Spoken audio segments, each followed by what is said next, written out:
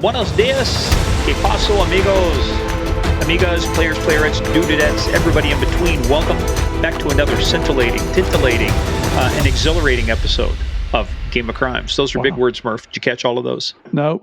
I hope there's not a test at the end. There is not a test, except your P test. You're going to have to study for that one for your drug test. So, hey guys, welcome back. Morgan right here, literally with my partner in crime. Hola, y'all. It's Murph. Hola, y'all. That's the Southern way. That's right. That's a Southern Spanish accent.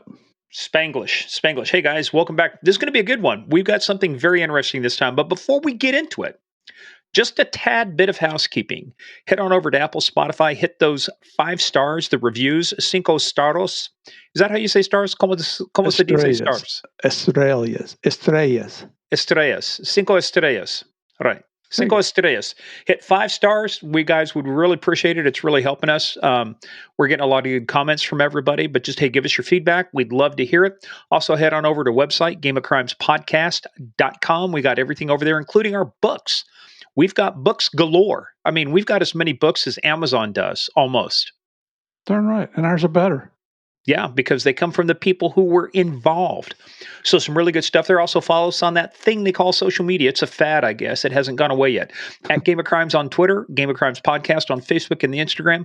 But folks, you got to be on Patreon. We actually have, Murph, I've received a lot of good comments of what we did on our case of the month and what we did when we analyzed the Murdaugh verdict. We got into the technical details. We talked about the kidnappings down in Mexico. Super Steve King wrote us back. He really liked us diving into it. And look, we got feedback too on our 911 episode about the young man from Embry-Riddle who was killed, and it's supposed to be a suicide and or an accident. It just shameful. The procedures there done, but we got Michelle Kid-Tackberry, got a lot of good comments from her on that. So, and from a lot of folks. So we really appreciate you guys. But that's what we're doing on Patreon. We're diving into the stuff. We're giving you stuff. We're looking at it the ways other people aren't, whether it's 911, what's your emergency? You can't make this shit up. And boy, have I got one for you this month, Murph. We're going across the pond. Everything is exclusively in the UK. All right. We're going to see what the British do. That's my family over there. I wonder if Julie Mackey was involved in some of this. By the way, I just saw a note from her co-writer on the book. They got nominated for an award over in the UK. I think for its first book by an author, in the crime category. So good luck to those guys. Excellent. That'll be great. Yeah. But just join us on Patreon, folks. Game of Crimes. You can find us at patreon.com/Game of Crimes. That's patreon.com/Game of Crimes. Here's how to order, as Billy Mays would say. So just head on over there, and we got a lot of good stuff coming out. But guys, remember, this is a show about crime. We talk about bad people doing bad things and bad people doing bad things to good people.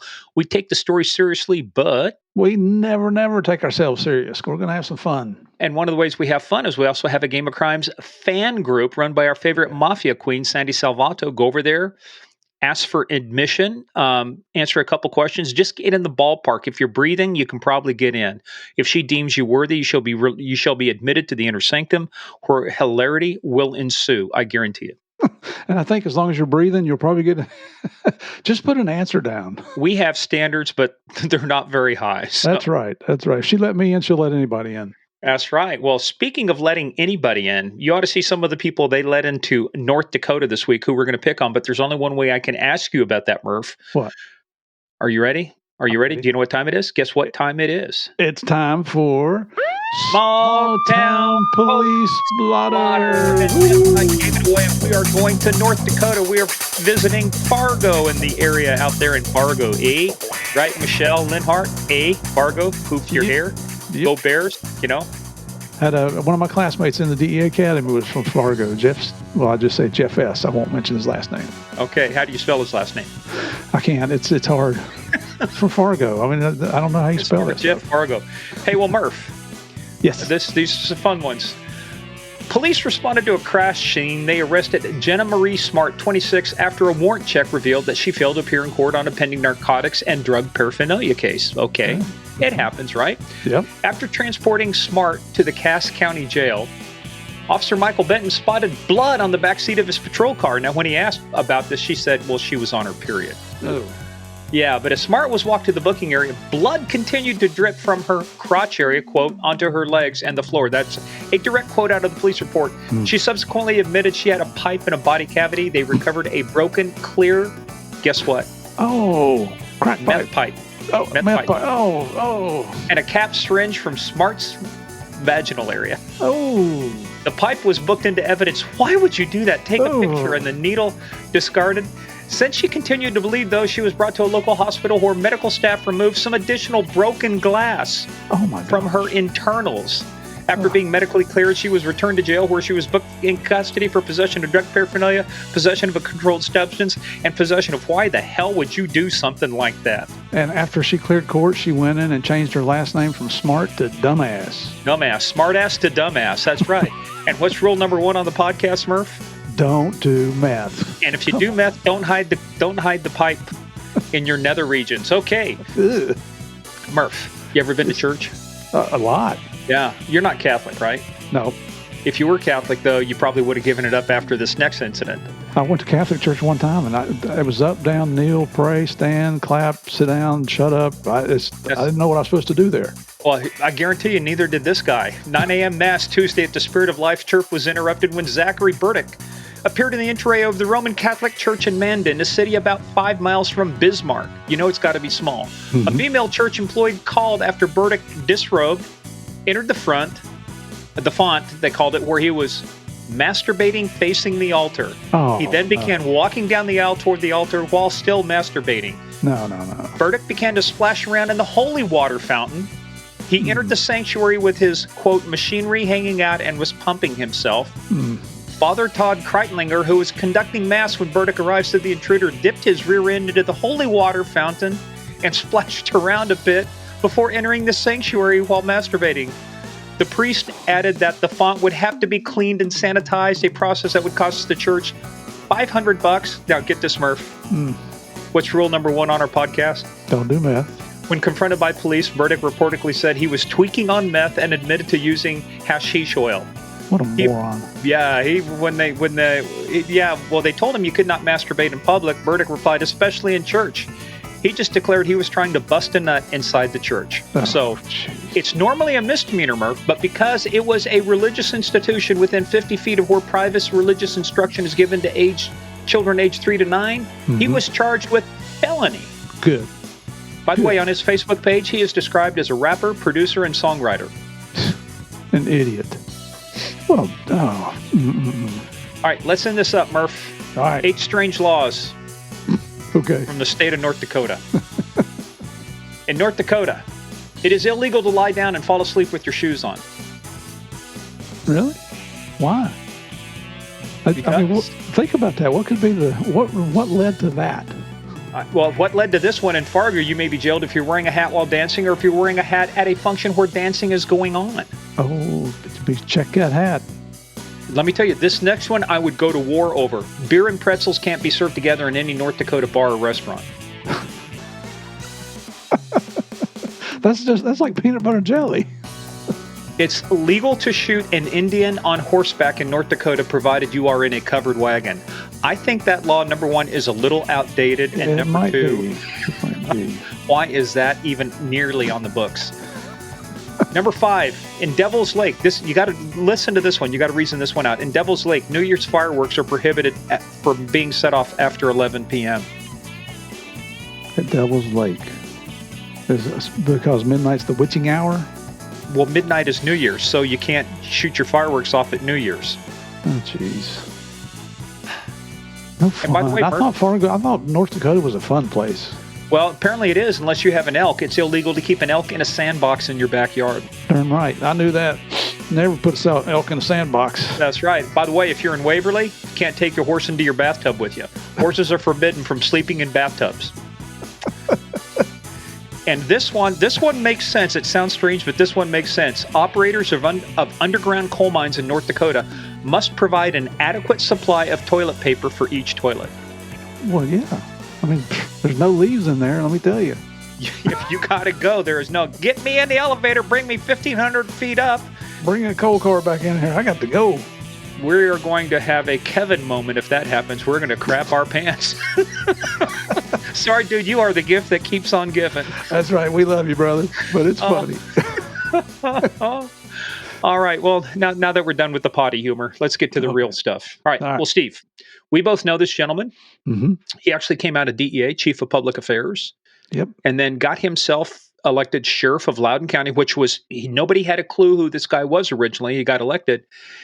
And I think all his work he did in public affairs prepared him for what he went through this last couple years. He was in the middle, and his department was in some of the biggest shitstorms in the United States. And I mean that literally, folks. I mean, from the CRT debate where things got really hectic at the school boards to the investigation of the sexual assaults that happened at the high school where my daughter went and my son went. My daughter used that same bathroom.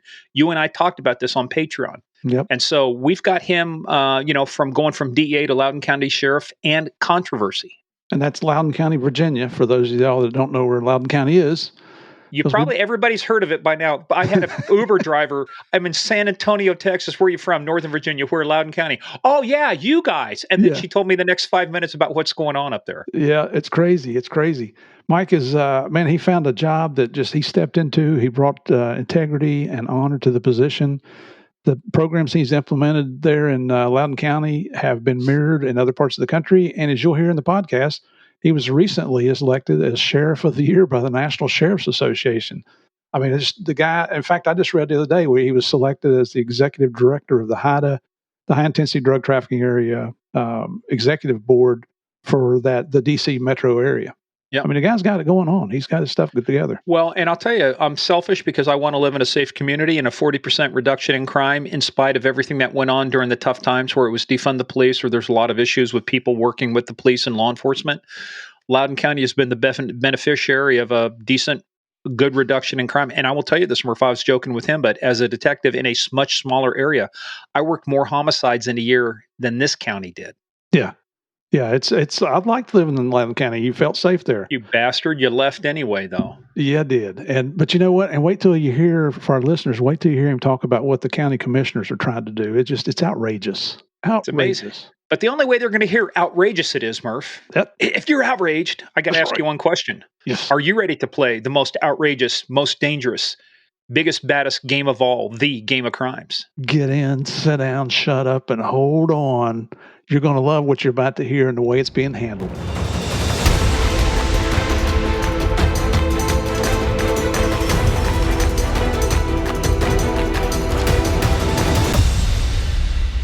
Folks, this is a special treat for me because this is my turf. It's like say, this is my hometown now. We get to bring in somebody who's responsible for keeping my ass safe in Loudoun County. And if there was a vote on it, he might not. I might get voted off the island, but and it's a friend of Murph too. So Murph, I'll let you do the quick intro, but I want to let everybody know that we have on with us today former DEA Special Agent Mike Chapman, who is now Sheriff of Loudoun County, Virginia. My hometown, right, Murph? You left us, though. The traitorous bastard, though, Mike, moved on us. He moved to Florida. He left us hanging. Yeah, but Mike knows who was there when it came fundraising time for his reelection. Right, Mike? Hey, got that really, right. It is an honor to have you on here. This is Mike and I were baby agents together down in Miami, although we didn't know each other very well back in the 80s. Kind of went our separate ways to different parts of the world, and lo and behold, ended up together in Loudoun County, Virginia as residents. So proud of what you've done there, Mike. So welcome to Game of Crimes, brother. Well, it's really an honor to be interviewed by you and Morgan today. We got a cybersecurity expert in Morgan, and we have a DA legend. So I'm very happy to be here. I often tell people, I said, when we were baby agents down there in Miami, you went off to Colombia, and I went off to Pakistan, and you get a TV show, and I don't. So how that worked out? I got to say this right up front, man. I didn't get elected Sheriff of the Year for 2023. Oh, that's congratulations, man. Well, thanks. We're I tell you what, we got a terrific team here, man. I could not be happier with the outstanding team we have, and it's as you know, any of these things, and And certainly when it comes to law enforcement, everything that we do is a team effort. If we didn't work as a team, we wouldn't get anything done. Absolutely. Well, Mike and I have made history together too. And here's a quick update Wait a for minute. you. Whoa. Let's don't get TMI here. Well, first of all, we'll have to talk about Pakistan. I did some time in Pakistan too. I was over in Islamabad with the State Department. But when I originally created this little thing called Connected to the Case, Mike was our pilot agency. He worked with us. His folks were so good work with us. We worked on a fugitive. I remember him to this day, Mike, because I keep getting emails from him because he finds himself out on the internet. Cleon Williams, a former Leesburg police officer, went bad, is arrested. And so they handed me a flyer. They said, let's find this guy. We found him in 36 hours, 3 states away. They'd been looking for him for like 6 months, but you guys are overwhelmed with cases, but great work on your guys' part because you guys went up to Philly, arrested him and brought him back. They did the news thing, but that now, guess what, Mike, has turned into, we got a grant from the U.S. Department of Justice, the COPS office. Uh-huh. We're now building this out. We're turning this original idea into what we call the National Center for Open and Unsolved Cases. So we're actually releasing the prototype April 15th. That's when it'll be done, and we're starting to kick it off. Well, that's fantastic. And I know, Connected to the Case was a cyber version of America's Most Wanted. And the ability that you had to coordinate and organize something like that to exchange that kind of information and access all that data that was already out there in open source and other stupid things that people put up about themselves is always very helpful. and that dude keeps emailing me back. He says, look, it's the archive somewhere. Some of the stuff's not. He says, you got to take me off. He tried to represent himself as a PhD and everything. I'm going, you're killing me, pal. Jeez. Yeah. So thank goodness they're not the smartest people in the world. And we're talking about criminals. Yeah. Hey, well, let's talk, as we always do with everybody. Thing of ours, Cosa Nostra, thing of ours. How did you get started in this profession we called law enforcement? And don't tell me, because y'all ended up in Miami, don't tell me it had anything to do with Miami Vice, please. Well, I know actually when I was a kid growing up, my dad was a Washington, D.C. police detective. So I would hear the stories that he would tell me. And I thought that's kind of an interesting job. It might be something I would consider down the road. So when I was in high school, my senior year of high school, just at the end of that, I had achieved my black belt in Taekwondo. Where'd you go to high school at? I went to Wheaton High School, which is in Montgomery County, Maryland. Okay. So I was there. I went ahead and I got my black belt back then, and it was right when full contact karate was coming into play, the Professional Karate Association and all that. So I started doing a lot of training, and I did, and I taught full time. I had a studio of my own. It was a franchise operation that the June Rhee Institute had. If you ever remember, way back when in the Washington, D.C. Beltway area here, you had, he kind of had the monopoly on the Taekwondo schools. And he had about 8 around the Beltway. The one that I had was out in Bowie, Maryland. And he was that had the famous commercial, nobody bothered me either. He had his little kids up there on the TV. But anyway, so I was doing some professional full contact karate fighting, and I was teaching, and I was also pretty serious with my girlfriend back then, who we met during high school, and she's my wife, remains my wife today after 45 years. Believe it or not, we just celebrated our anniversary last week. Congratulations, wedding anniversary. So anyway, so we've been together like forever, and so I figured, well, karate was good. It wasn't a bad thing to do, but it really wasn't the kind of a career I was looking at. And I started thinking more and more about law enforcement, and I had the opportunity to start applying for jobs. Got my associate's degree in criminal justice. And back then, when you were applying to be a law enforcement officer, an associate's degree was pretty good. And there were very few people had any degrees at all. Now you have a lot of folks that have all kinds of degrees, bachelor's, master's.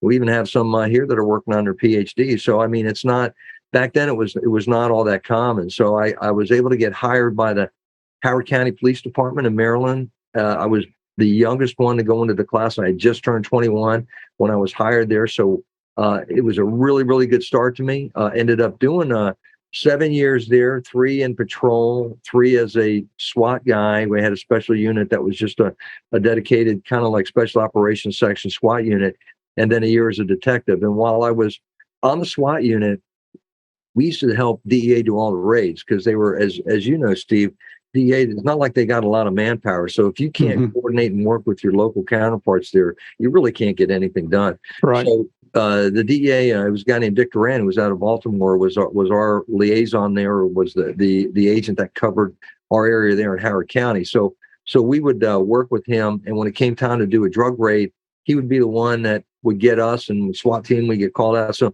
I got to know some of those guys over there at DEA and thought, wow, that's pretty interesting job here. You know, it might be something I consider a little bit down the road. So I went back, got my undergraduate degree, and then started applying. And fortunately, DEA picked me up. So I was happy to go on. I got hired in 1985.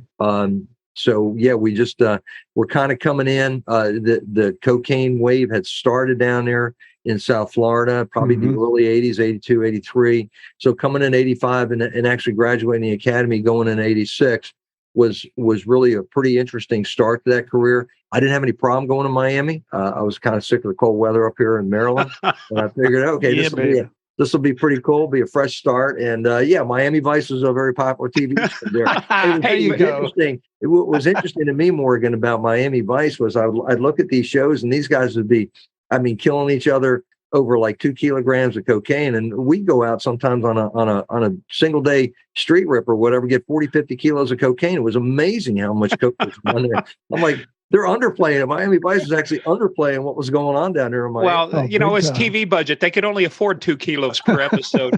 Hey, everybody hold on. And Mike, hold on. We've got something for you guys. This is going to be really new. This is going to be fun, guys. We are thrilled to share this new, and it's a new and compelling angle on one of the most famous unsolved serial murder cases of all time, the case of the Zodiac killer. Now, the Zodiac operated in 1968, 69 in California, at least 6 deaths that we know of, still debating to this day until now, right? Because this newly released audiobook, How to Find Zodiac, is written by Jarett Kobek and performed by award-winning narrator Scott Brick. They encourage you to forget everything you think you know about this infamous killer, and they reinvestigate, Murph, what's possible with the case, and they pose a new suggestion of who they think the Zodiac is. And, Morgan, this is a mystery that's been at the forefront of American culture since the late 1960s. And it's a topic that's going to be a big discussion point within the true crime community, and that's why we're here on Game of Crimes to start with. So if you are a fan of true crimes, which is why you're here with us, you're going to be instantly hooked to learn who the real Zodiac killer most likely is. And we all are about, we follow the facts. You're talking to a couple of trained criminal investigators. We look at it. It's convincing. It's well investigated for who the real Zodiac is. Now, Alan Moore, he's the author of From Hell. He praises this new take on the Zodiac investigation as a scruffy masterpiece of criminology. I like that, scruffy. It seems to me that either Kobek's painstaking deductions are correct, or we must urgently revise the laws of probability. So, if you guys are interested in diving into this case further, you can listen to the newly released audiobook, How to Find Zodiac by Jarett Kobek and performed by award-winning narrator Scott Brick, now on Audible, brought to you by Podium Audio. So visit our episode page. It's also going to be in the show notes, and learn more about one of the most intriguing cases that has yet to be solved until today. So, hey, let's get back to talking to Mike. But you know what's interesting? When you were in Howard County, over in Howard, I think at the same time, guess who was a Baltimore police officer, I think, about that same time? Was that you or what? No, Michelle Linhart. Oh, that's right. That's right. She was. She would have been, that's right. She would have been about the same time. That's correct. And this is, look, we found Michelle kind of gamed the system. You had to be 5'4" to be a boss or a Baltimore police officer. She said she went in and she poofed in her North Dakota accent, poofed my hair. She poofed her hair to get that extra half inch to be 5'4". So there you go. Except for poofing her hair, Michelle Linhart may not have been administrator of DEA all those years later. You never know. She did a lot more of DEA than I did, but got a question. That's right. She was. That's correct. When you went through the academy, Mike, is that back when you used to put in your wish list where you wanted to go, and what was your wish list?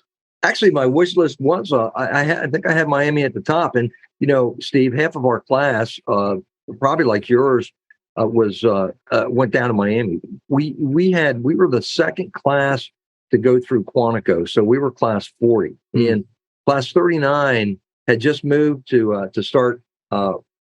They moved up from Glencoe, Georgia, where the training was done. Then they moved up to Quantico, and I think there was this competition between like FBI and DEA, to, with regards to the mindset of how they ran these classes. Yeah. So it was interesting to me because Bob Parks, who ended up being my boss in Karachi, Pakistan, was my class coordinator when I was going through the academy. In fact, he had just gotten back from Thailand himself. So I remember going through class 39 had. I think they started out with 46 and they ended up graduating 18. I mean, it was a hard year. That sounds like when we had Kevin Holland on he went through, he was a guy that pulled Saddam Hussein out of the hole. They were talking about SEAL Team 6 and DevGru and going through. Yeah, they started, I don't know with what Murph, but they ended up with 10% of their class. Yeah, holy cow. You sound like SEAL training. What got why did most people punch out? Well, I can tell you because it was hard. I mean, it was very military, paramilitary, but pretty much military. And we would be constantly running from, like, they never gave us enough time to, when we would shoot in the morning, to clean our weapons and to get to the first class. So we'd be running really in our fatigues, literally sprinting to get to class on time. Everybody's, hey, can I use your, your brush? Can I use your, everybody's trying to, get all their gun cleaning equipment, handing it around like it's a hot potato. So you'd have to do all this kind of stuff, and we'd be sprinting to our classes. And this is it's just a different mindset than the FBI. I got to be careful what I say. My son's an FBI agent out. Well, but they had tea time set up. They would stroll to classes in their khakis and their blue polos. They literally would be walking to class with their coffees in their hands, and we're sprinting down the hall trying to get to ours. And they'd be looking at us like we're crazy. So I think what happened was DEA wanted to show the FBI how we run an academy versus how they did. So it was pretty rough. So every morning we would come to class. So we started out the same. We always started at about 46 people in the class. And every morning Bob Parks would come in and he would go, hey, class 39 lost another 2. And you're like, oh my God. So I had, a wife and 3 kids. I was, 28 years old. I'm like, man, I just gave up my police job. I was doing pretty well over there. Am I even going to make it through this thing? So it was a pretty hectic academy to go through, and every day we got a reminder about that. We did pretty good. I think we graduated, I don't know, maybe 36, 38 of the 46, but it was just tough. I mean, there was one guy that was in the class.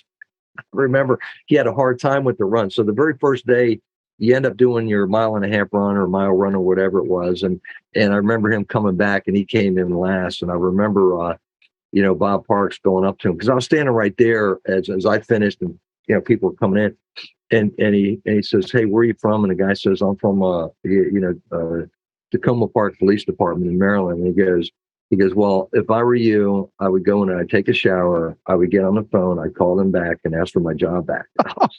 It's like my first day on the job. I'm like, oh, there's motivation for you. Hey, pal, I hope you kept your seat warm at the police department there. What the heck did I sign up for? Hope he didn't burn any bridges over there, It was pretty rough. He actually didn't make it. He actually made it farther than I thought he would. He made it to about, I don't know, probably the eighth week of the academy, but the pressure was on. I mean, it was a high pressure environment, as you know, Steve. And then not only that, you'd end up having to, do all these practical exercises. So you're constantly working. And I remember they scheduled, a lot of folks were trying to get back for Thanksgiving. We went right through all the holidays, of course. And people would buy their tickets. And all of a sudden, after they bought their tickets to go back just for like a day, the instructors would say, sorry, we're doing a practical on Thanksgiving Day. And I mean, boy, you talk about, they certainly wanted to test your commitment to the Drug Enforcement Administration, whether you were really going to be part of it or whether you weren't. And that was the kind of things that they did. Pretty rough start. Welcome to the first of many missed holidays and special events, right? Oh, yeah. Exactly. Yeah. So, well, but you talked about, so Miami was at the top of your list. With you and your wife, did you decide, was that just like you said, hey, you're tired of the cold? It gets cold up. We've had our snowmageddons, you know that. Right. But what was the lure? Again, I know it's the height of Miami, but that was kind of like, but if you're going to get into DEA and make your bones, right, that's kind of like a place to do it. What did you used to say, Steve? If you were in Miami and you couldn't make a case, you didn't belong on DEA, basically, right? You need to find a new career. Yeah. I always tell people that literally cocaine was falling from the sky. I mean, they would be dropping plane loads of this stuff Yeah. at various airstrips and stuff like that. And, in some of these areas close to Miami. I mean, it was crazy. But you're right, Steve. It was it was a dangerous place to be at. I mean, honestly, not only was there a lot of opportunity, but you talk about getting your feet wet and being in a dangerous place. I mean, you just never knew what was going to happen. So it was a heck of a start. So I would say Miami was probably my top pick. I think I was like, let me, if I'm going to get into it, I might as well really get into it. And so I went, so I think Miami is the top. I think I probably put Baltimore there so I wouldn't have to move since I hired on in Howard County. And I don't even recall what my third choice would have been, but, so I got what I wanted, but it was about half the class ended up going down there anyway. So, hey, Steve, who was the agent? Who was the agent handling Luis Navia that we interviewed from DEA? Jarett Kobek. So yeah, you were talking about stuff falling from the side. We interviewed Luis Navia. He got popped coming out of Venezuela with 26 tons of coke. But that was the thing. He made a deal, right? And part of it was, but they called it the lighthouse. It was like the target. They say there's our lighthouse, and literally, like you said, dope was just falling from the sky. They were just throwing the lighthouse. Yeah. Hey, Mike, while we were in the academy, did you have to write any memos for anything? I saw that on your list there. That's really going way back. I think every little thing that you did, they would make you write a memo on. I don't really remember. I remember the thing I remember was we had to get the 35 millimeter cameras and take those out. And that was really way too technical for more than half the class to load up a 35 millimeter camera. As we found out trying to get this podcast started this morning. That's true. So this is why I'm still a cop. And that's why I don't get into all this technology stuff. But I just remember there was a guy, I forget what his name was who was our, his name was Travis, I think was his first name. He was teaching our photography there, because we had to do, I mean, really DEA, you had to be a master, really a jack of all trades.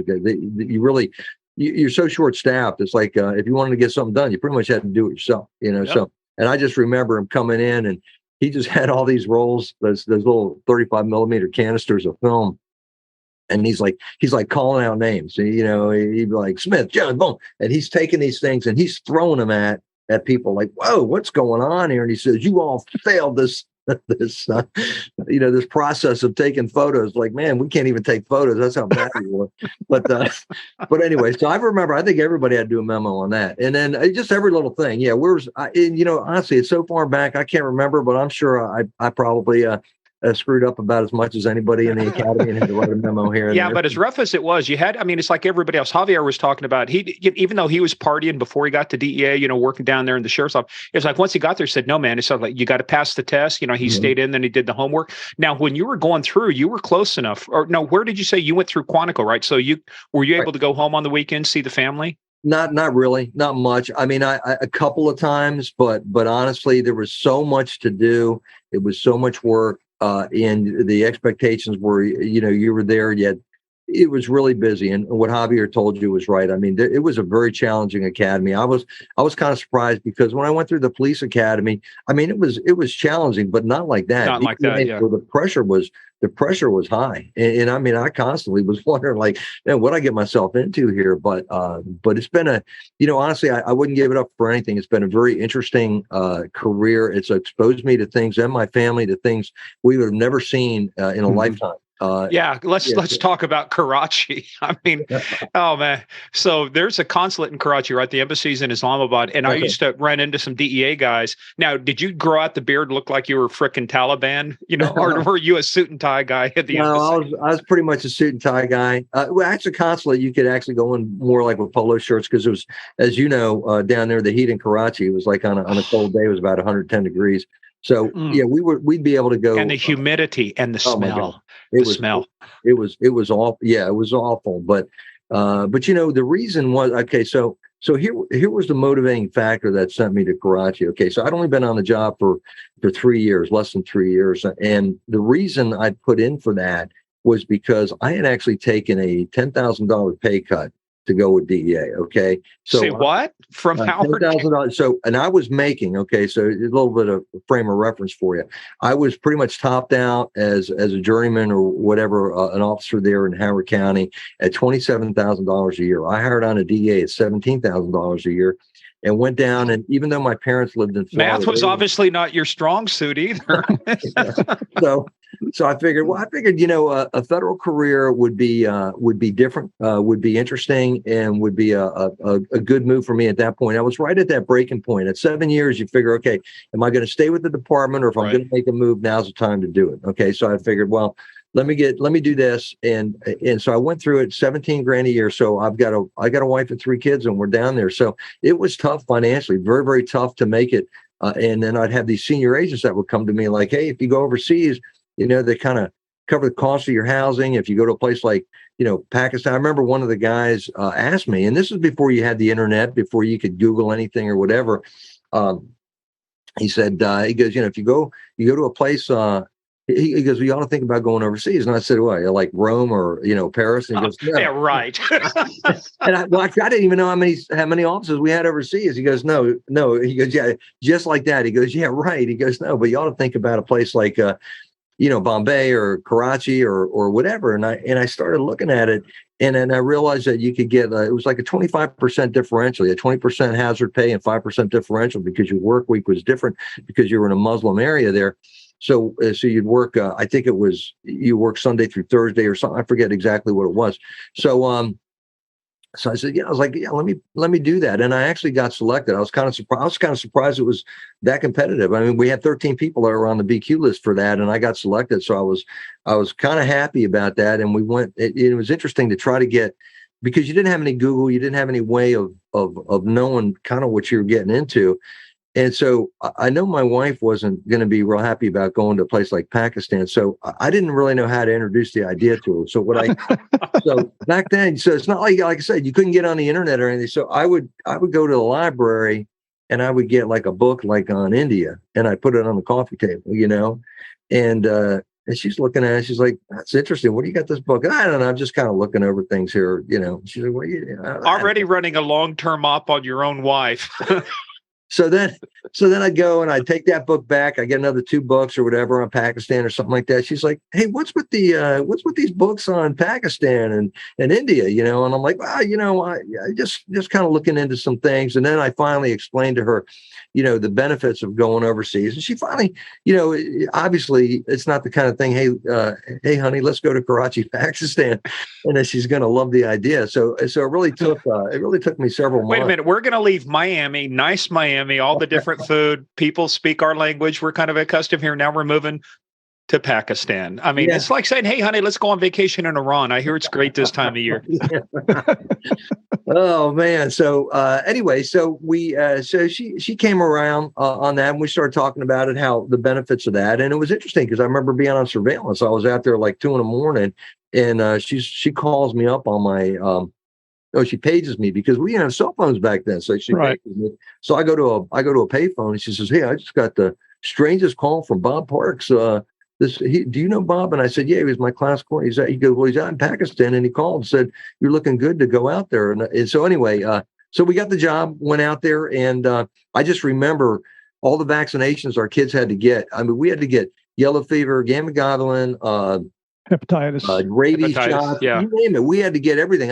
My youngest was 3 years old. I was afraid, honestly, when he was getting the vaccinations, the needles, some of those needles were so long, I thought I was going to go on one side of his arm and out the other.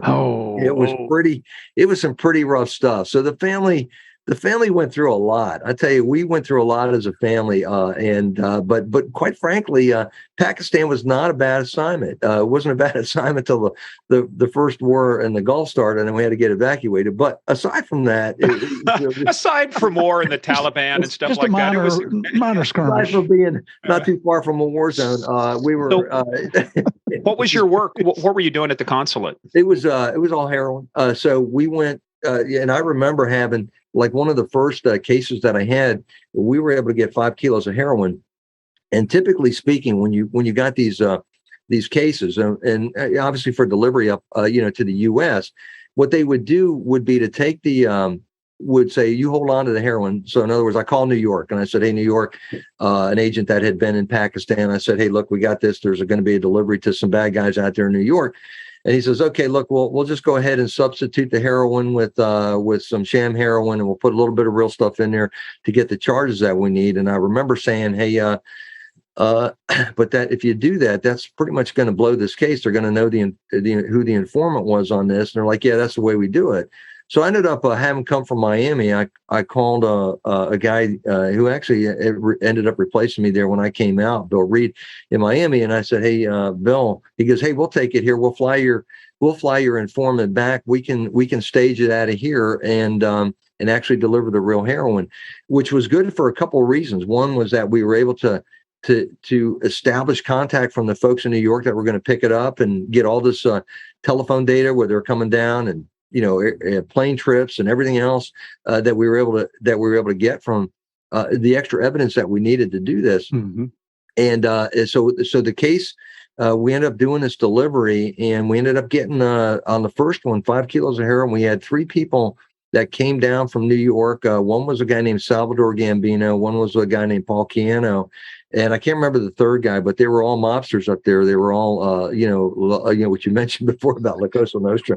They were all from that. Everybody's name ends in a vowel when you deal with stuff like that. Yeah. And they came down, and so we were able to pop them in, and we were able to do several controlled deliveries like that.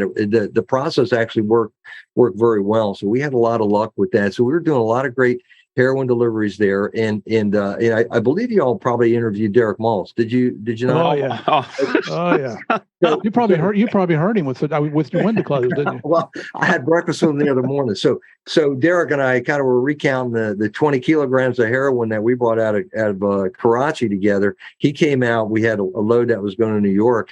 And of course, as you know, Steve, you got to get these country clearances. So we had to fly we had country clearance out of Pakistan, then had to go to Paris, and then from Paris to New York, and you got to get the country clearances, make sure everybody's on board, but you're unarmed, so you're flying his flight. So he's got a big rucksack there with 10 kilos of heroin, and I got 10, and we're just throwing it on. See, Derek was telling us about that story when we interviewed him. It's like you're sweating bullets the whole way. Hey, now, did you work with the Special Investigative Group or Federal Investigative Agency? They had. I'm trying to think. We had the Pakistan Narcotics Control Board that we work with, and we also worked with. There was military group, or the Customs, Pakistan Customs. Those are the 2 people. So I was going to show you that if you can see that. That's one of the pins. It's hard to see over Zoom. There it is.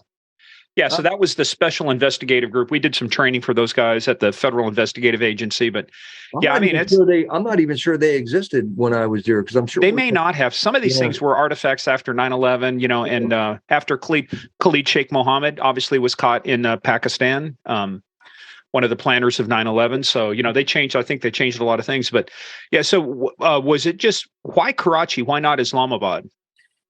Because that was what was open. So I applied for whatever where there were vacancies there, and was able to get picked up. And I went actually with a couple of people from Miami, Mike Austin and Charlie Graham, both of who came out there at the same time that I did. And it was really kind of funny because all of our wives got pregnant at the same time. So it was the joke. There's nothing else to do in Pakistan. You mean while you guys were out doing controlled deliveries, your wives got pregnant? What happened here? Yes. Hey, Charlie, man, that's one of my best friends. I never really thought of it that way, Steve. That's a good point. How'd that happen? Charlie stand-up man. He was one of my best friends. We ended up in Greensboro, North Carolina together. Yeah, great guy. Great guy. I haven't talked to him in years, but he's a great guy for sure. I think he retired in Greensboro. Yeah. So how long? So you were scheduled for probably to be there 3 years in Pakistan before the first Gulf War, right? It was a 2-year tour. 2 year. My wife came back, so she got pregnant. So she came back that summer. Let's see. So I was either 89, so we're into 90. She came back in the summer of 90, and then we ended up. She came back to have the baby, so she had a medevac to have the baby in Maryland here, which worked out well. Then I flew back just around Christmas time, November, end of November, early December, and we were checking in with the embassy to see whether or not we should come back or not. And they said, "Oh no, it looks like it's you're good to come back with the family and all that." So we end up flying back, I think, right after the New Year, and literally. We're getting off the plane, and I'm looking at the turnstile. We're trying to get our luggage. One of the guys from the agency comes over to me, and he says, "Mike, what the hell are you doing here?" And I said, "What do you mean?" He goes, "We're getting ready to evacuate tomorrow." And I said, "You're kidding me." Oh, my God. So now we did a trip across the globe to get back to Pakistan with a brand new baby in tow.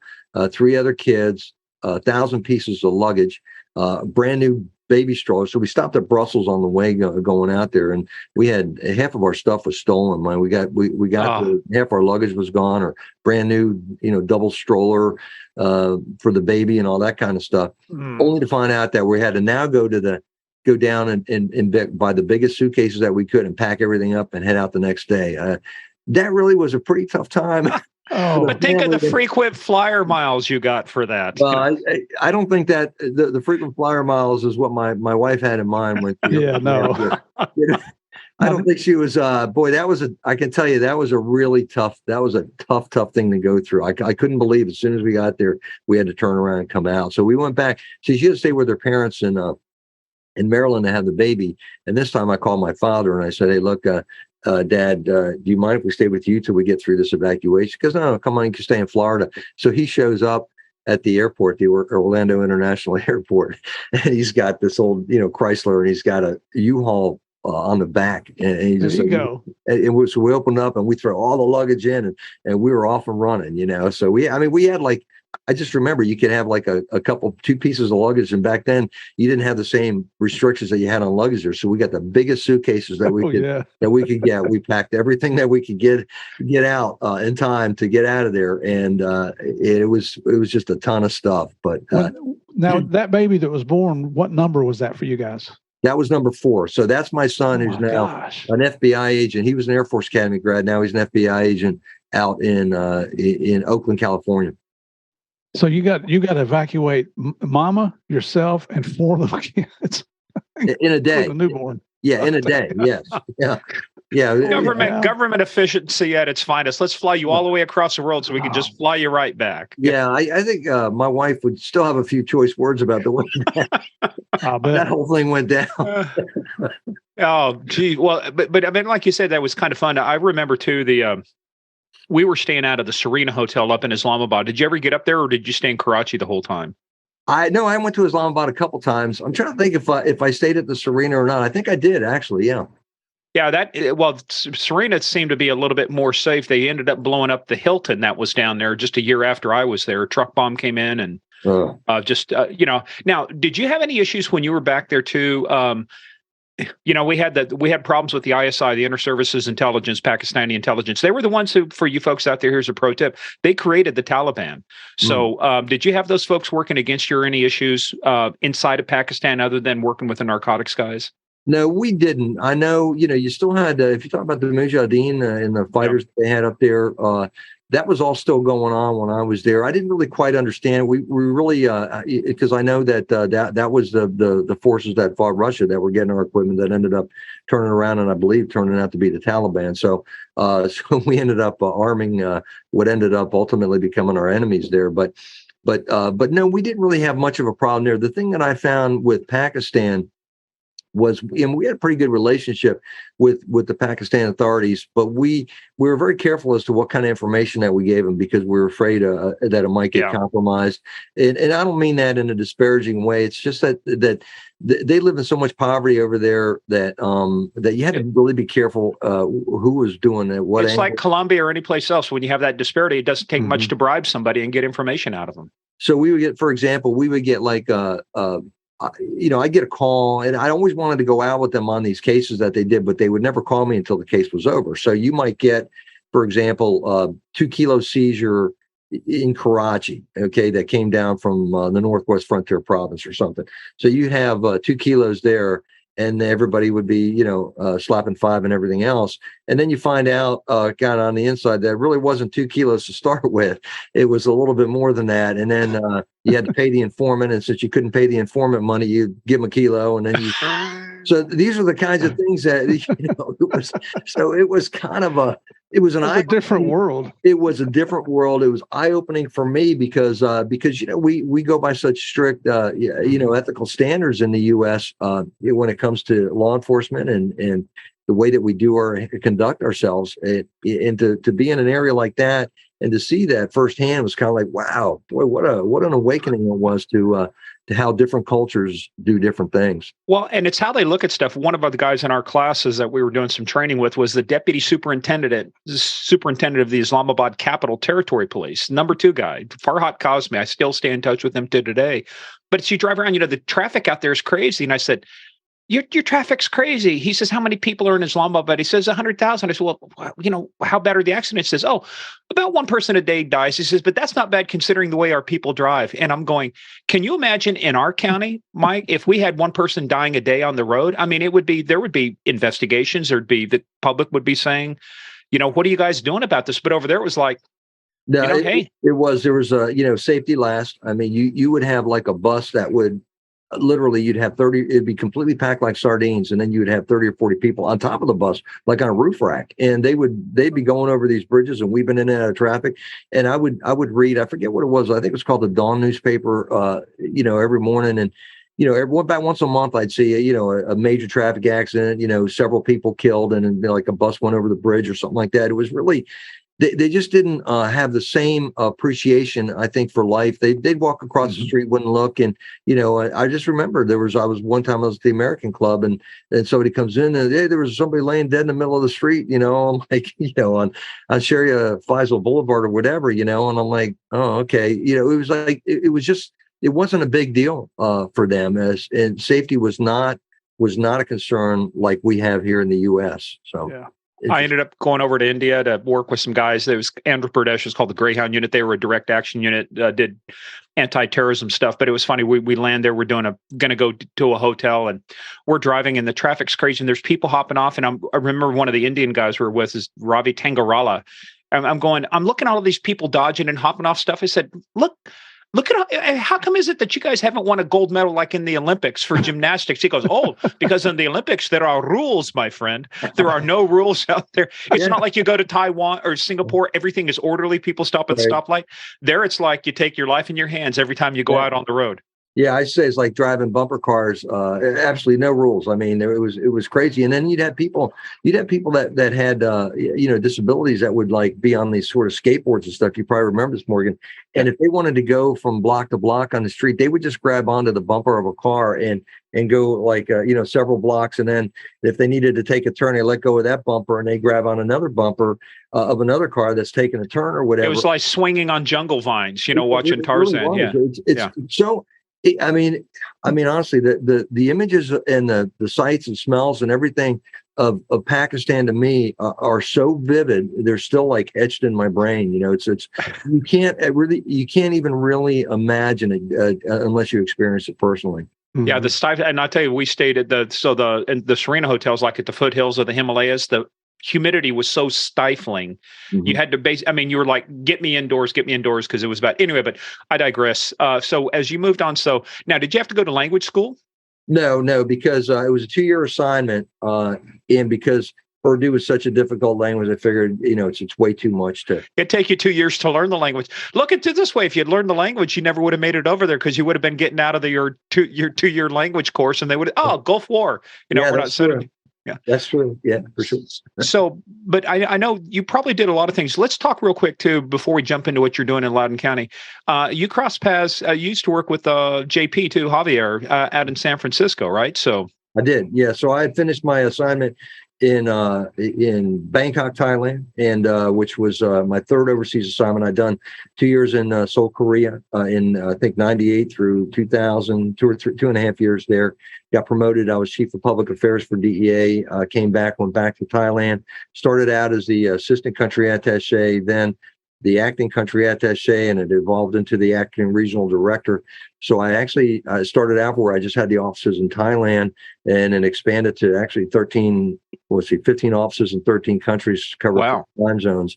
And then, when I came back stateside, I went to San Francisco, and that's where I got to meet Javier and work with Javier out there. Now you were an assistant special agent in charge at that point, right? That's right. Right. So you're part of Javier's executive staff there. Right. That's right. That's right. So I ran, you had admin and you had operations. I pretty much ran operations. I had everything from the northern border up there in Oregon down to San Jose, I think east of Stockton. So a lot of activity there with San Francisco. Oh, we were talking to JP about it. There were some tenuous, and even Michelle Linhart, tenuous political difficulties talking with the city of San Francisco, especially since back at that time, marijuana was a Schedule I, right. Nothing legal about it. So that created some interesting conversations, we understand, between you folks and the state of California and the city of San Francisco. Well, yeah. And if you go to Oakland, you had Oaksterdam University, and I think they took the logo from Harvard and made their own diploma for that kind of thing. They're teaching people how to grow weed and how to do indoor grows and everything else. And I mean, you would see these houses that really were destroyed with mold. And if I owned a property there in California, I'd be afraid to rent it out because you rent it out. Next thing you know, they're stealing electricity, doing an indoor grow, and they would destroy these homes that could never be lived in again. I mean, it was really something to see. And I think the problem with most people when they look at marijuana, they don't realize how destructive it is. They don't realize how unregulated it is, how the THC varies. Well, that's what we're saying. The THC content today is not what it was 20 years, 30 years ago when I was in college. You were in college about the same time. It is not the 1 or 2% stuff. Right. No, way back when. And people don't. I mean, it was low percentage back then, and I think most of the people that get behind this legislation that started all this kind of stuff were, if they were in high school smoking weed, they're probably the best they're going to get is about 6%. And then you look at stuff now. You look at these vapes and stuff like that are pushing 90%, over 90% THC.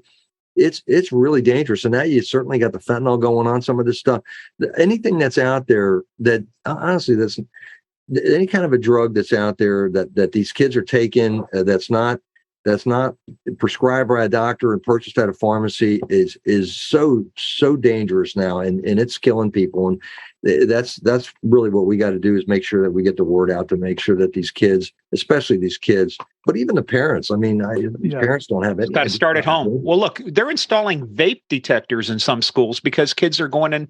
If there's no more smoking in the boys' room, the old song. It's vaping in the boys' room, vaping in the girls' room. I just saw on the news last night where you can now get the Narcan kits over the counter. It's no longer requiring a prescription. Yeah, I saw the article in the Washington Post today about that. Yeah, so that's another thing. I think so you got to look at this holistically. I mean, I had a fentanyl forum last May. We had Derek Moss was the keynote speaker. I had Jen Bro, as you know, Steve, because that's where we did that event out there.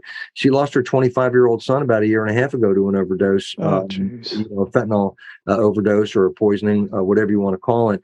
We had Tom Carr was the HIDTA director. We had we had Jessica Aber from the U.S. Attorney's Office. We had an all-star cast there, people from mental health, people from substance abuse, to kind of hit it from all angles. The only problem I see, and I think it's good, you can save lives if people can get the Narcan over the counter now, which is good, but it doesn't give us an accurate assessment as to what's going on, because if somebody overdoses on fentanyl, we're not going to know about it because we're not responding, and then we'll never get to find out who it was that distributed that stuff. It's all kind of handled in-house, and it's actually hurting us from a law enforcement perspective to really get a good handle on what's going on out there now.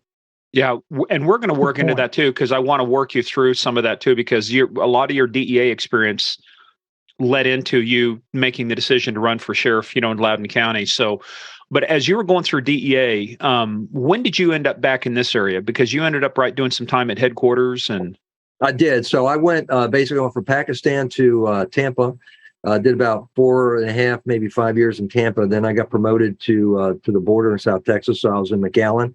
So I had that border experience. I tell you, it was an interesting job. Was that when Paul Crane and Abe Perez were down in that area too? Absolutely. Yeah, absolutely. We talked with them about capturing El Chapo. Were you down there during that time?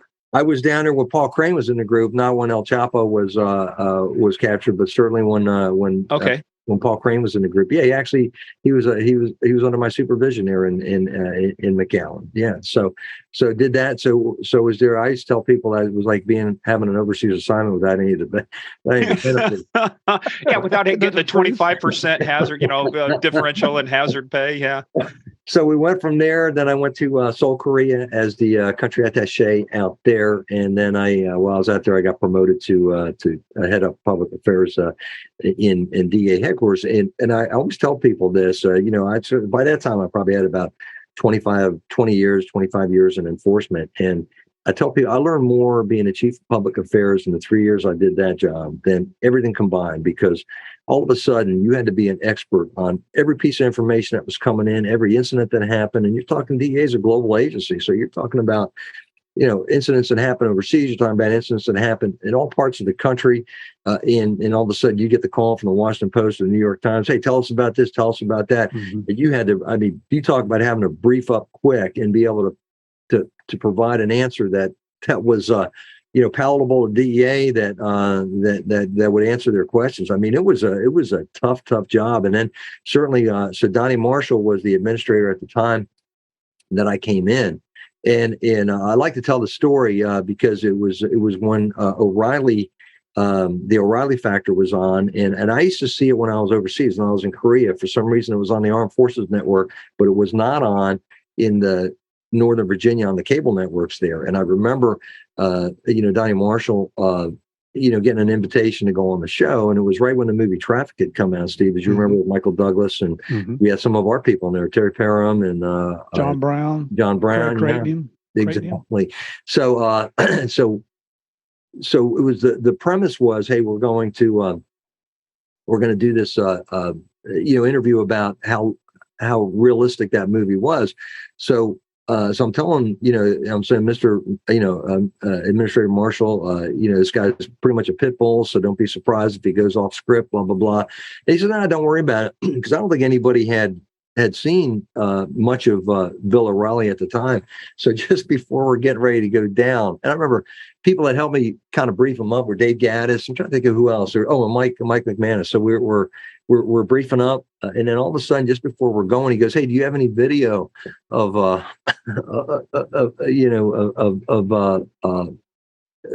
So we go in and we pull some video, and we show him the video of O'Reilly, and you could tell then he gets pretty nervous. So we go down there, and then they put him on the camera, and I'm sitting there. I got an earphone in, and I'm off to the side. And the first question they asked me, we appreciate what you're doing. We love DEA. It's a great job. We love, it's great that you're the administrator, blah, blah, blah. What'd you think of the movie? And he goes, I think it was pretty realistic. He kind of goes into it a little bit. And they said, okay, now tell us why your guys in Mexico can't carry guns. It's like, oh man, you talk about getting blindsided. It was like one of the things that never even occurred to us that O'Reilly might ask. So I remember then, so you could tell he got a little bit shaken. He recovered. He did fine, but you could tell he got a little bit shaken by the question. And then I remember when Asa Hutchinson came in, because Asa was a, former congressman, a politician, pretty smooth operator, very good public speaker. So he comes in, and I remember going down, and I said, Mr. Hutchinson, O'Reilly's asking you to come on. Yeah, Mike, I'll be happy to do that. I'll be happy to go on his show. And that's a good Arkansas accent. Yeah, and he goes. I said, well, he's don't worry about it, Mike. I know Bill O'Reilly. He goes. I said, what can I get for you? As you want me to do some talking point? He goes, yeah, just give me a couple of newspaper articles of the most recent stuff that's happening. So we go down there, and one of the lessons that I learned from when it comes down to, I thought this was just brilliant to watch the interchange between Asa Hutchinson and Bill O'Reilly.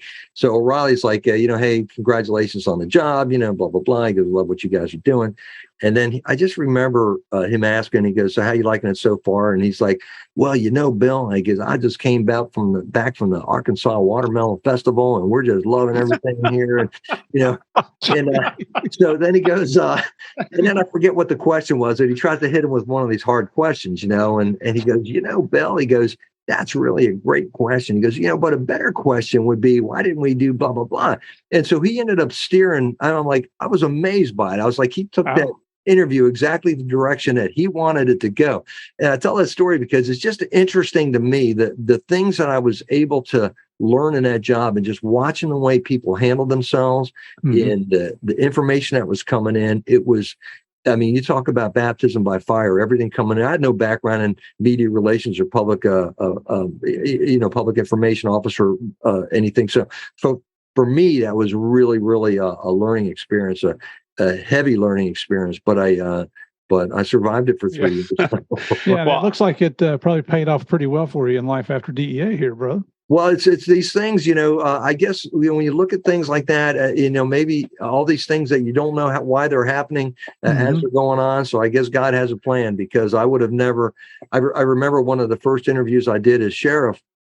I forget what news group was in. They came in there and they set up the camera, and they said to me, they said, I forget what the who the interviewer was, but she says, "Well, I guess you probably always wanted to be sheriff like your whole life." And I said, "No, not really." And she says, "Well, when did you decide you want to be sheriff?" And I said, "Well, about a year ago. I had somebody mention that I ought to run for sheriff, and I gave it some thought, and I did." And she goes, "Because most of the time, the sheriffs, it's usually the undersheriff that gets a job because they're known in the community and they're backed by their current sheriff and all that. As the sheriff moves on, that was not the case here. I came completely in from the outside, and was able to utilize some of the skills I learned from DEA, and certainly the background that I had, which was really diverse, which is something that the county hadn't seen before. And I think they were ready for a little, I think, advancement here. I think things had gotten pretty stale countywide, and certainly with the sheriff's office.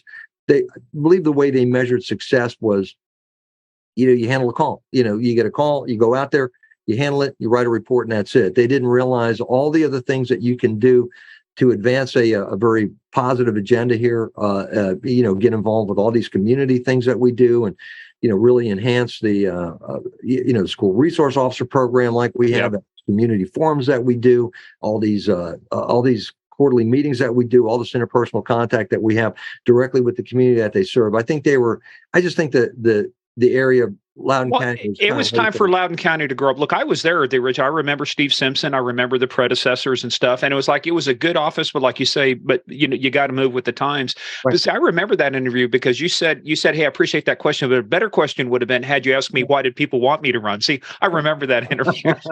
By the way, we actually had Dave Gaddis on episode 74. Oh, okay, cool. Yeah, we've had many of the people, man. Yeah, Joe Piersante we had on. What a great story he had, over in Afghanistan.